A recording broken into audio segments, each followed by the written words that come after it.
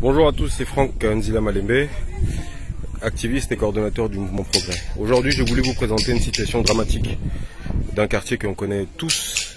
Vous voyez une ruelle, c'est la rue Banga qui se situe plus précisément à Wenze. Wenze qui n'est pas un petit quartier, qui est un très grand quartier.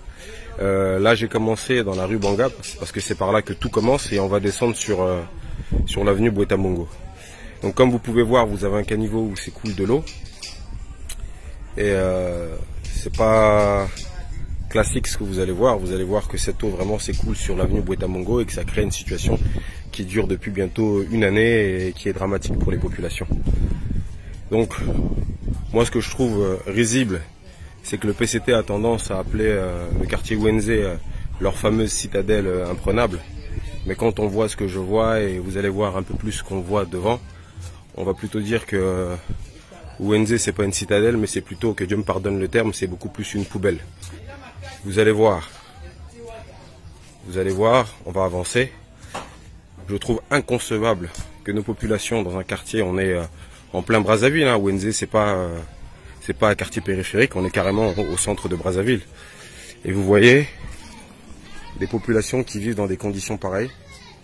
Regardez bien, il y a un véritable problème. Il y avait des dalles qui ont été posées, mais regardez ce qui se passe. Tout à l'heure, je vous ai montré un peu plus haut le caniveau. Il y a de l'eau qui s'écoule. Les caniveaux sont totalement bouchés, il n'y a aucun entretien. Regardez comment vivaient les populations. Et plus on avance, et plus l'eau crée un problème sur un axe principal par lequel toutes les voitures passent et par lequel tout le monde passe. Ça fait des années qu'on parle de ça, ça fait des mois et des mois qu'on parle de ça. Et vous avez des maisons qui sont là, hein, c'est pas n'importe quelle maison. Vous avez des immeubles qui vivent devant cette situation. Moi, je ne pointe pas du doigt les personnes qui y vivent, hein. Moi, ce que je dis, c'est que lorsqu'on a un minimum de respect pour soi-même et de respect pour les autres, quand on a un peu de force, quand je dis force, c'est d'intelligence, de force morale, et peut-être de force financière, c'est d'être capable à un moment d'organiser les populations ou de dénoncer ce qui s'y passe. Parce que regardez bien, voilà, vous n'êtes pas dans une rivière, vous n'êtes pas sur les bords d'une rivière, vous êtes dans une rue, la rue Banga. Et ceci dure depuis des années. Et la mairie de Brazzaville, parce que c'est ce que je pointais en premier lieu, la mairie de Brazzaville semble observer cette situation sans jamais se poser la question de comment résoudre ce problème. Et ça, je trouve ça absolument scandaleux que nous soyons en plein Wenze, un quartier qui est soi-disant, comme j'ai dit tout à l'heure, la citadelle imprenable. Nous sommes à quelques mois des élections législatives, pour ne pas dire semaines, des élections législatives.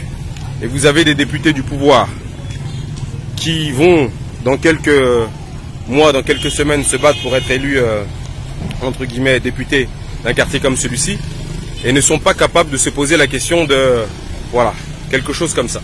Regardez les voitures qui passent, regardez dans quelles conditions ces voitures passent, regardez comment les gens vivent. Regardez, ça, nous sommes sur l'avenue Bweta Mbongo. Regardez les poubelles, regardez comment les véhicules passent, regardez comment ça se passe. Vous avez, voilà comment la circulation se déroule dans ce quartier-là. Et voilà, vous avez une sorte de fleuve. Une fois, j'ai fait une vidéo qui pouvait sembler être drôle, mais c'était à en pleurer en fait. Quand vous voyez cette situation, et ça dure depuis des mois et des mois et des mois et des mois. Et la mairie de Brazzaville, les grands travaux, parce que aussi il faut indexer aussi les grands travaux. La mairie de Brazzaville vont dire qu'ils n'ont pas les moyens de résoudre la situation, mais que les grands travaux nous disent qu'ils n'ont pas les ingénieurs ou la capacité intellectuelle ou financière de résoudre des problèmes comme celui-ci, quand même, non, pour moi je trouve ça inconcevable. Et on est à ça depuis des années.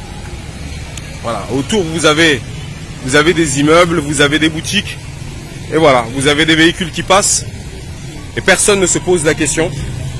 Quand je dis personne, c'est à la fois les citoyens eux-mêmes qui subissent une situation comme celle-ci, sont à un moment, bon, certains vont dire qu'ils sont désespérés et qu'ils ne peuvent pas, et qu'ils sont fatigués d'en parler, mais je pense qu'il ne faut jamais se fatiguer de parler de ce genre de problème-là, surtout quand ça dure depuis bientôt plus d'une année.